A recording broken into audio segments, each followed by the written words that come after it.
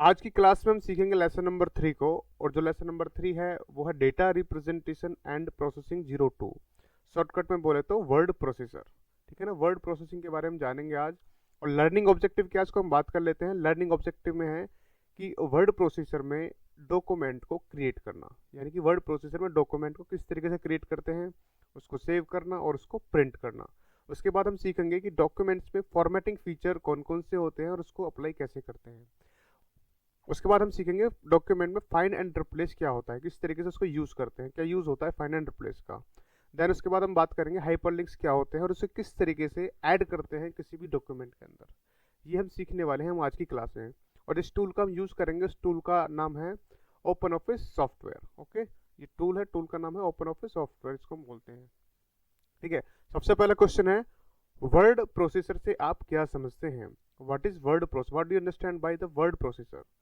तो word processor एक text based application software है जिसका उपयोग डॉक्यूमेंट बनाने के लिए किया जाता है। Very simple language, word processor एक टेक्स्ट बेस्ड एप्लीकेशन सॉफ्टवेयर है जिसका उपयोग दस्तावेज यानी कि डॉक्यूमेंट बनाने के लिए किया जाता है। तो वर्ड प्रोसेसर सिंपल सा क्वेश्चन है, डॉक्यूमेंट बनाने के लिए हम यूज़ करते हैं। और डॉक्यूमेंट के एक्सटेंशन कौन कौन से होते हैं। डॉक्यूमेंट के मोस्ट कॉमनली जो एक्सटेंशन है जिनको हम यूज़ करते हैं डॉट ओडीटी और डॉट डॉक्स। ये इसका एक्सटेंशन यानी फाइल के नाम के बाद जो लिखता है डॉट ओडीटी या डॉट डॉक्स, ये एक्सटेंशन होते हैं, इसको हम बोलते हैं एक्सटेंशन। उसके बाद है क्वेश्चन नंबर 2, डॉक्यूमेंट में कौन कौन से ऑपरेशन हम कर सकते हैं। तो आप डॉक्यूमेंट में निम्नलिखित ऑपरेशन परफॉर्म कर सकते हैं। सबसे पहला सिंपल सा है कि सबसे पहले डॉक्यूमेंट को क्रिएट करेंगे, उसको एडिट भी हम कर सकते हैं, हम उसको सेव कर सकते हैं और उसको हम प्रिंट भी कर सकते हैं। ये मेनली 4 ऑपरेशन है जिनको हम परफॉर्म करते हैं, किसी भी डॉक्यूमेंट को क्रिएट करना, उसको एडिट करना, सेव करना और प्रिंट करना। नंबर 3 है डॉक्यूमेंट का उपयोग किस पर्पज़ के लिए किया जाता है। तो देखो डॉक्यूमेंट का जो उपयोग है डिफरेंट डिफरेंट पर्पज़ के लिए किया जाता है, जैसे कि लेटर है ना, लेटर लिखने के लिए, बुक लिखने के लिए, रिपोर्ट्स लिखने के लिए, है ना, आर्टिकल्स लिखने के लिए, न्यूज़लेटर के लिए और नोट्स बनाने के लिए। इन सब चीज़ों को यूज़ करते हैं हम किसी भी डॉक्यूमेंट को बनाने के लिए। डॉक्यूमेंट का यूज़ किया जाता है इन सब चीज़ों को बनाने के लिए। उसके बाद है क्वेश्चन नंबर 4, वर्ड प्रोसेसर के प्रसिद्ध सॉफ्टवेयर के नाम लिखिए। यानी कि कौन कौन से ऐसे सॉफ्टवेयर हैं वर्ड प्रोसेसर के जिनके द्वारा हम डॉक्यूमेंट बनाते हैं, यानी कि वर्ड प्रोसेसर के प्रसिद्ध फेमस सॉफ्टवेयर के नाम। तो सबसे मोस्ट कॉमनली जो यूज़ होता है वो है माइक्रोसॉफ्ट वर्ड, यानी कि इसको हम बोलते हैं MS वर्ड। सबसे पहला हुआ Microsoft Word, second one is Notepad, third one is Google Docs, fourth one is Open Office Writer, fifth one is Libre Office Writer, sixth one is Apple Pages and seventh one is WPS Office Writer. ये बहुत सारे software हैं जिनका use करके हम किसी भी document को बना सकते हैं और ये फेमस सॉफ्टवेयर हैं वर्ड प्रोसेसर के, यानी कि जिनके द्वारा हम कोई भी डॉक्यूमेंट बना लेते हैं। नेक्स्ट क्वेश्चन है ओपन ऑफिस राइटर सॉफ्टवेयर के कंपोनेंट यानी घटक लिखें। कौन कौन से मेन कंपोनेंट्स होते हैं ओपन ऑफिस राइटर के। तो ओपन ऑफिस राइटर के मेनली कुछ कंपोनेंट होते हैं, जैसे कि टाइटल बार। देखिए सबसे पहले जो ऊपर के जो लाइन होता है ये टाइटल बार बोलते हैं इसको। टाइटल बार जो होता है बेसिकली डॉक्यूमेंट के नेम को रिप्रेजेंट करता है। सबसे पहले टाइटल बार हो गया। उसके बाद आता है ये मेन्यू बार, ये जो file edit view to insert, इसको हम बोलते हैं मेन्यू बार। कौन कौन से मेन्यू, देखो ये लग रहा है। उसके बाद होता है फॉर्मेटिंग टूल बार, इधर से फॉर्मेटिंग हम करते हैं तो इसको हम बोलते हैं फॉर्मेटिंग टूल बार। ठीक है, इसको बोल्ड करना है, टैलिक करना है, ये सब कुछ फॉर्मेटिंग टूल बार हो गया। इसके बाद में इधर का जो पोर्शन दिखाई दे रहा होगा, अब इसको हम बोलते हैं स्टैंडर्ड टूल बार, इसको हम बोलते हैं स्टैंडर्ड टूल बार। ठीक है, और ये देखिए इधर से इसको हम बोलते हैं साइड बार, ये होता है साइड बार। उसके बाद होता है रूलर। रूलर के द्वारा हम किसी भी पेज के मार्जिन को सेट करते हैं। देखिए ये है रूलर, ये 1 2 3 जो लाइन होती है इसको हम बोलते हैं रूलर। ये हॉरिजेंटल और ये वर्टिकल, इसको हम बोलते हैं रूलर। ठीक है ना, ये रूलर। इसके बाद बनता है स्टेटस बार। स्टेटस बार से हमें पता चलता है कि हमारा जो कर्सर है वो किस पेज पर है ना, हम कौन सी इंग्लिश यूज़ करें, कौन सा फॉन्ट यूज़ करें, सब चीज़ इसमें आता है, इसको हम बोलते हैं status bar. Title bar, title bar window के टाइटल यानी फाइल नेम को रिप्रेजेंट करता है, इसको हम बोलते हैं title bar. Second one is menu bar. मैंने बताया था मेन्यू बार के अंदर क्या होते हैं, 9 ऑप्शन होते हैं। It contain 9 option, file edit view insert format tool table Windows help. उसके बाद है सेव बटन का यूज़ करते हैं हम डॉक्यूमेंट को सेव करने के लिए, मिनिमाइज कर सकते हैं, रिस्टोर कर सकते हैं, क्लोज कर सकते हैं इन बटन के द्वारा। रूलर जो होता है, रूलर के द्वारा क्या होता है, पेज के मार्जिन को सेट करने के लिए रूलर का यूज़ किया जाता है, यानी कि रूलर किसी भी पेज के मार्जिन को सेट करने के लिए यूज़ किया जाता है। And sixth one is status bar. Status bar page के स्टेटस को रिप्रेजेंट करता है, जैसे कि पेज का नंबर क्या है, वर्ड काउंट क्या है, कर्सर की पोजीशन क्या है, व्यू पॉइंट क्या है और हम कौन सी लैंग्वेज यूज़ कर रहे हैं, ये है स्टेटस बार। एक एक्टिविटी है जिसको हम करेंगे, the national pledge, inputting and saving text in word processing tool, यानी कि नेशनल प्लेज जो होती है उसको हम इनपुट करेंगे, जो भी टेक्स्ट है उसको सेव करेंगे वर्ड प्रोसेसिंग टूल के द्वारा। ये है नेशनल प्लेज। नेशनल प्लेज में India is my country and all Indians are my brother and sisters, I love my country and I proud of its rich and varied heritage, I shall always strive to be worthy of it, I shall give my parent, teacher and all elders respect and treat everyone with curiosity. To my country and my people I pledge my devotion in their well-being and prosperity. Alone lies my happiness. ये national pledge है जो बच्चों को practical के दौरान करनी होती है लैब में। ये हम इस तरीके से लिख लेते हैं इसको और उसको सेव कर लेते हैं। क्वेश्चन नंबर 6 है, डॉक्यूमेंट में फॉर्मेटिंग फीचर्स को परिभाषित करें। Okay, so for define formatting features in a document. Document में फॉर्मेटिंग फीचर का यूज़ क्या होता है। देखिए, फॉर्मेटिंग फीचर के द्वारा हम किसी भी डॉक्यूमेंट को ज़्यादा आकर्षक बना सकते हैं, ये होता है फीचर, फॉर्मेटिंग फीचर। सो फॉर्मेटिंग फीचर के द्वारा कोई भी यूज़र अपने डॉक्यूमेंट की अपीयरेंस को बेहतर बना सकता है, यानी कि वो दिखने में ज़्यादा अच्छा लगे। तो उसके लिए हम क्या करते हैं, किसी भी डॉक्यूमेंट पर फॉर्मेटिंग फीचर अप्लाई करते हैं, जिसकी वजह से हमारा जो डॉक्यूमेंट हो काफ़ी अट्रैक्टिव लगेगा, अच्छा लगेगा दिखने में। सो इंग्लिश में बात समझ लेते हैं। Formatting feature allow users to enhance the appearance of their document. Once again, formatting feature allow users to enhance the appearance of their document, यानी कोई भी यूज़र अपने डॉक्यूमेंट की अपीयरेंस को एनहेंस करने के लिए, बढ़ाने के लिए, सुंदर दिखाने के लिए उसमें फॉर्मेटिंग फीचर अप्लाई कर सकता है। अब फॉर्मेटिंग फीचर कौन कौन से होते हैं, देखिए, सबसे पहला होता है अलाइनमेंट। ठीक है, अभी सबको हम पढ़ेंगे डिटेल में। पहले अलाइनमेंट, फिर हाईलाइट करना, colour, font, size, bold, italic, underline, header, footer and tables and graphics, और भी बहुत सारे फीचर्स होते हैं जिनको हम अप्लाई करने के बाद में अपने डॉक्यूमेंट्स को ज़्यादा बेहतर बना सकते हैं। तो ये होता है फॉर्मेटिंग फीचर के द्वारा। मैंने बताया था ना, फॉर्मेटिंग फीचर में डॉक्यूमेंट को अच्छे से हम अट्रैक्टिव बना सकते हैं। उसके बाद है क्वेश्चन नंबर 7, टेक्स्ट अलाइनमेंट को परिभाषित कीजिए। अब ये टेक्स्ट अलाइनमेंट क्या होता है, इसको हम समझ लेते हैं। देखिए, टेक्स्ट अलाइनमेंट का मतलब होता है किसी भी डॉक्यूमेंट के अंदर जो टेक्स्ट होता है उसको किस साइड रखा जाए, किस तरीके से रखा जाए। टेक्स्ट को अलाइन करना, किस तरह लेफ्ट में रखना, राइट में रखना, सेंटर में रखना है, किस तरीके से रखना है, ये बताता है हमें टेक्स्ट अलाइनमेंट। तो आज हम डिफाइन करेंगे टेक्स्ट अलाइनमेंट को। सो टेक्स्ट अलाइनमेंट से तात्पर्य है, यानी कि इससे मतलब है, टेक्स्ट अलाइनमेंट का मतलब है कि किसी डॉक्यूमेंट के भीतर टेक्स्ट को कैसे रखा जाता है, इसको हम बोलते हैं टेक्स्ट अलाइनमेंट। ओके, टेक्स्ट को किस तरीके किसी डॉक्यूमेंट के अंदर रखा जाता है, और बेसिकली 4 प्रकार से हम रखते हैं, left alignment, centre alignment, right alignment और जस्टिफाइड अलाइनमेंट। ठीक है, जो टेक्स्ट लेफ्ट की साइड से स्टार्ट होगा तो उसको हम बोलते हैं लेफ्ट अलाइनमेंट। जो टेक्स्ट सेंटर में होगा, ओके ना, so the text is centred between the left and right margin. जो लेफ्ट और राइट मार्जिन बिल्कुल मिड में होगा, सेंटर में होगा, उसको हम बोलते हैं सेंटर अलाइनमेंट। जो टेक्स्ट अलाइन होगा अलोंग द राइट मार्जिन, यानी कि राइट मार्जिन के अलोंग अगर टेक्स्ट अलाइन करेगा तो उसको हम बोलते हैं राइट अलाइनमेंट। अब देखिए, जस्टिफाइड में क्या होता है, the text is align both margin creating a uniform block. ठीक है ना, जस्टिफाइड में हम क्या करते हैं, जहाँ दोनों तरफ से, यानी लेफ्ट और राइट दोनों तरफ से समान रूप में वो अलाइन करेगा, उसको हम बोलते हैं जस्टिफाइड अलाइनमेंट। ठीक है, आप समझ लेते हैं कुछ टर्म्स हैं जिसको हम समझ लेते हैं कि हाईलाइट क्या होता है, फॉन्ट कलर क्या होता है, फॉन्ट की स्टाइल क्या होती है, फॉन्ट का साइज क्या होता है, बोल्ड, इटैलिक, अंडरलाइन, ये कुछ छोटे छोटे पॉइंट्स हैं जिनको हम अभी समझ लेते हैं, आगे चल के बहुत काम आने वाले हैं वैसे भी ये। तो सबसे पहले है कि टेक्स्ट को हाईलाइट करना।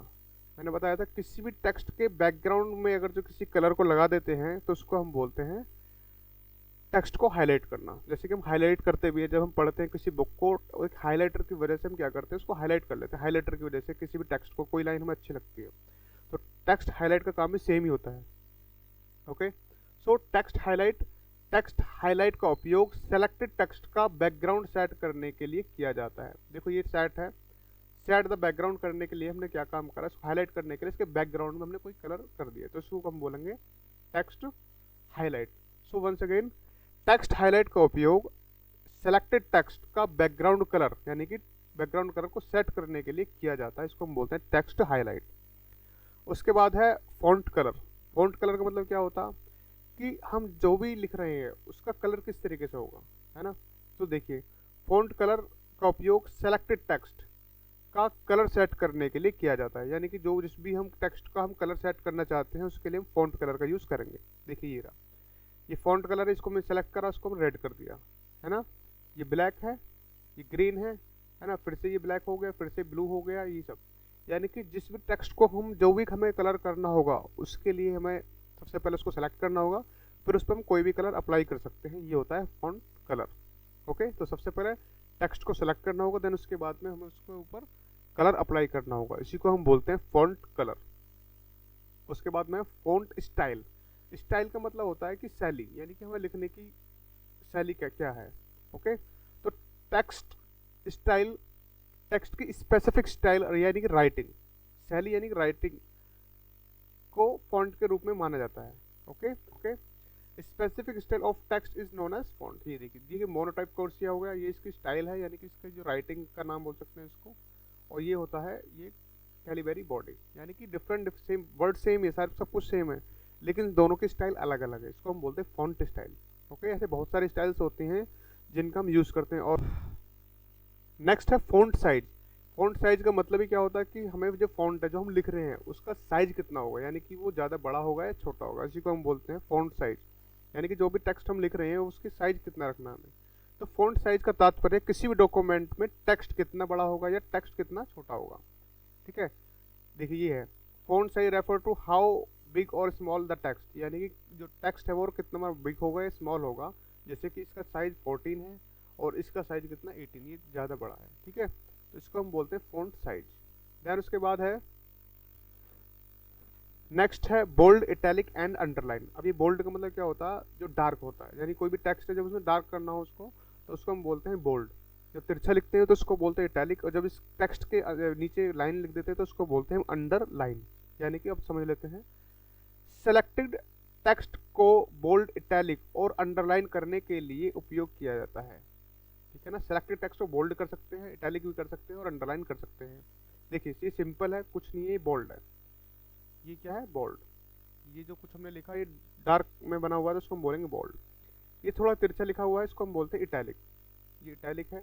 ओके, ये है अंडरलाइन। अंडरलाइन आप समझते हो कि जो टेक्स्ट हमने लिखा है उसके नीचे लाइन जो खींची इसको हम बोलते हैं अंडरलाइन, ये होता है underline.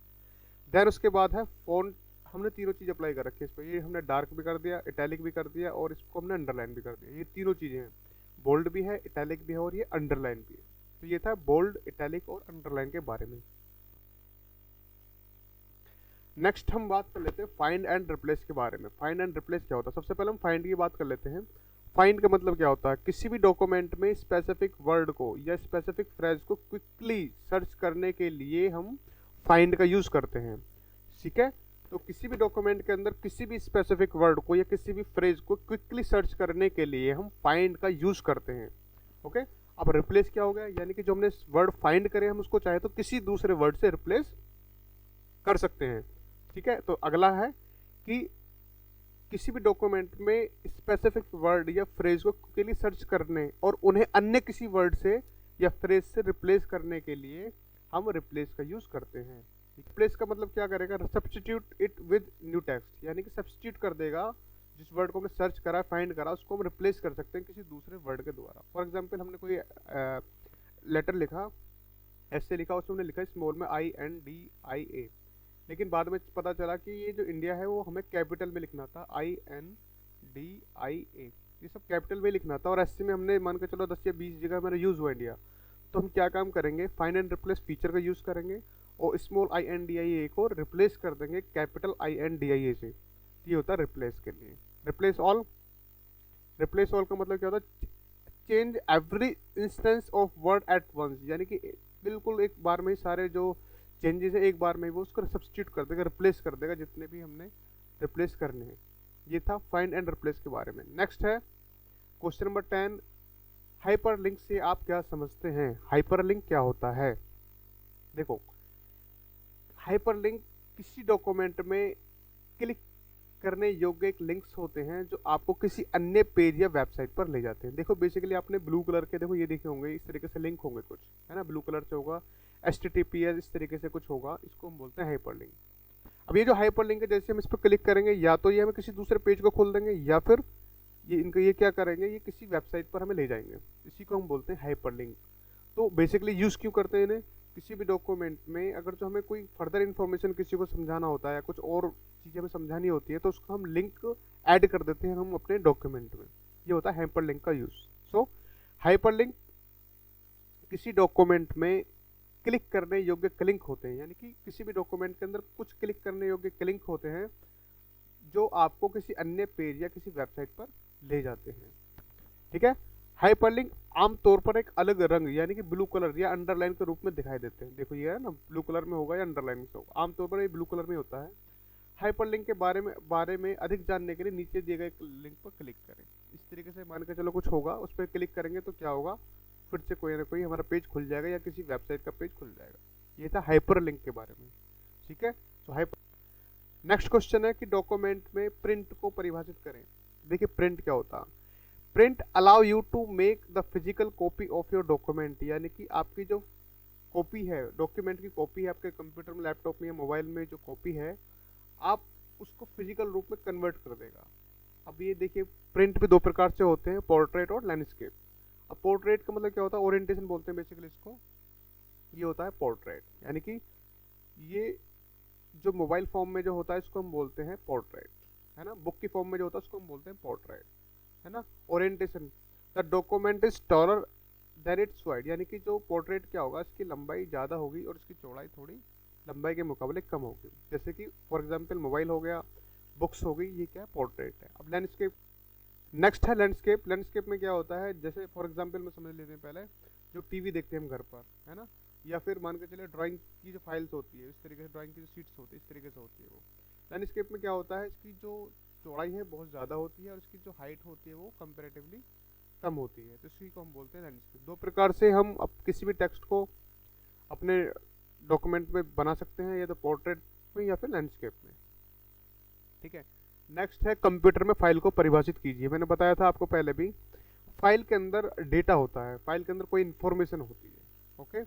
A file is a collection of data और information stored in computer system.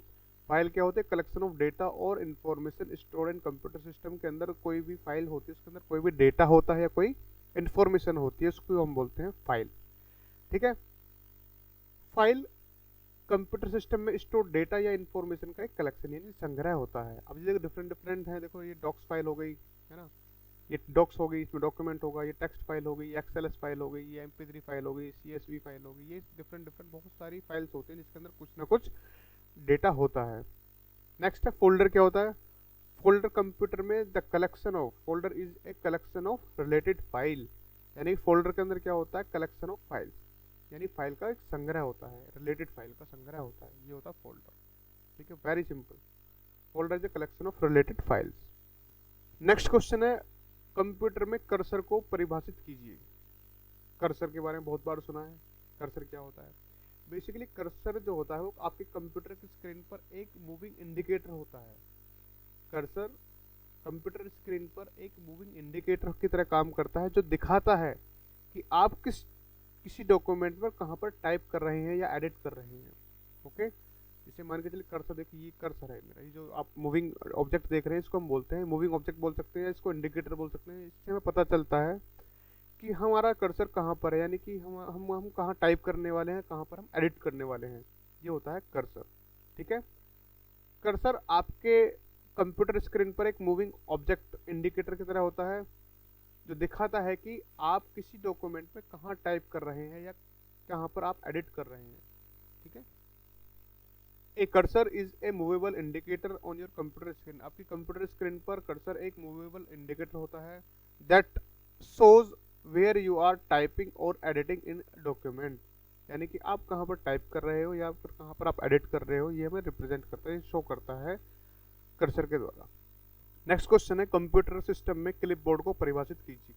Clipboard क्या होता है? देखिए, क्लिपबोर्ड बेसिकली कंप्यूटर में या मोबाइल में एक टेम्पररी स्टोरेज एरिया होता है। क्लिपबोर्ड क्या होता है? टेम्पररी स्टोरेज एरिया, जिसका काम होता है टेम्पररी किसी डेटा को कॉपी करना, ठीक है, कॉपी करके थोड़ी देर के लिए सेव रखना, या हम किसी भी डेटा को कहीं से कट करते हैं तो उसको सेव करके रखना, ये होता है क्लिपबोर्ड। सो बेसिकली क्या होता है, जैसे हम किसी टेक्स्ट को कॉपी कर लेंगे तो वो हमारी जो टेम्पररी मेमोरी होती है वहाँ पर जाकर के सेव हो जाएगा, और जैसे ही हम उस टेक्स्ट को पेस्ट कर देंगे कहीं पर तो वो जो मेमोरी है फिर से वो फ्री हो जाती है। या हमने किसी भी टेक्स्ट को कट किया तो वो ऑटोमेटिकली सेव हो जाएगा टेम्पररी स्टोरेज एरिया के अंदर, और जैसे ही हम उसको कहीं पेस्ट कर देंगे तो फिर से हमारी टेम्पररी स्टोरेज एरिया होता है वो एम्प्टी यानी कि खाली हो जाता है। ये है क्लिपबोर्ड के बारे में, ठीक है, मोस्ट इंपोर्टेंट है, कई बार पूछ लिया जाता है क्वेश्चन में। नेक्स्ट क्वेश्चन है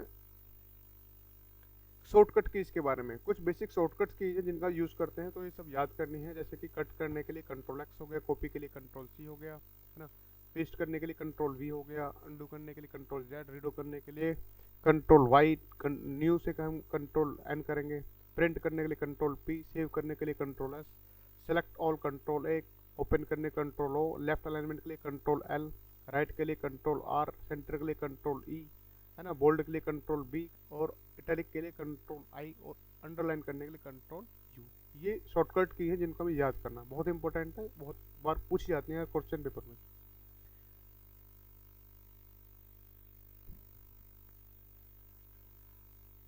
नेक्स्ट क्वेश्चन है, एमसीक्यूज कर लेते हैं। सबसे पहला क्वेश्चन है, इनमें से किस विकल्प से हम ब्लैंक डॉक्यूमेंट ओपन कर सकते हैं? तो मैंने बताया था कंट्रोल एन यानी न्यू फाइल, फाइल पर जाएंगे, न्यू क्लिक करेंगे तो हम क्या काम करेंगे, हम अपने जो ब्लैंक डॉक्यूमेंट है वो ओपन हो जाएगा, ओके ना। ब्लैंक डॉक्यूमेंट के लिए हम क्या करेंगे, फाइल पर जाएंगे, न्यू करेंगे, तुरंत ही एक ब्लैंक डॉक्यूमेंट ओपन हो जाएगा। नेक्स्ट क्वेश्चन है, इनमें से किस शॉर्टकट की से हम फाइल को सेव कर सकते हैं? मैंने बताया था कंट्रोल एस इसका आंसर है, कंट्रोल एस से हम किसी भी फाइल को सेव कर सकते हैं। क्वेश्चन नंबर 3, इनमें से किस शॉर्टकट की से हम टेक्स्ट को कॉपी कर सकते हैं? मैंने बताया था कंट्रोल सी से हम किसी भी टेक्स्ट को कॉपी कर सकते हैं। इसके अलावा था कि वर्ड प्रोसेसर में न्यू फाइल खोलने की शॉर्टकट की क्या होती है? ठीक है, न्यू फाइल खोलने के लिए कंट्रोल एन। ठीक है, सारे यही इंपॉर्टेंट क्वेश्चन है जो हमें याद करने हैं। उसके बाद वर्ड प्रोसेसर में फाइल न्यू फाइल खोलने के लिए हम किसका यूज करेंगे, कंट्रोल एन। नेक्स्ट है,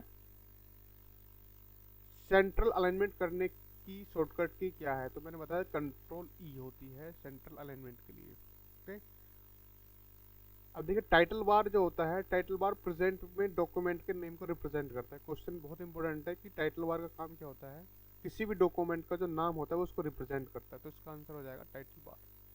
नेक्स्ट क्वेश्चन है, वर्ड प्रोसेसर फाइल का एक्सटेंशन क्या होता है? ठीक है ना, मैंने बताया था .docx भी होता है, .odt भी होता है। अगर जो ऑप्शन में कोई भी होता तो वो उसका आंसर होता, तो इसका आंसर है फिलहाल .docx।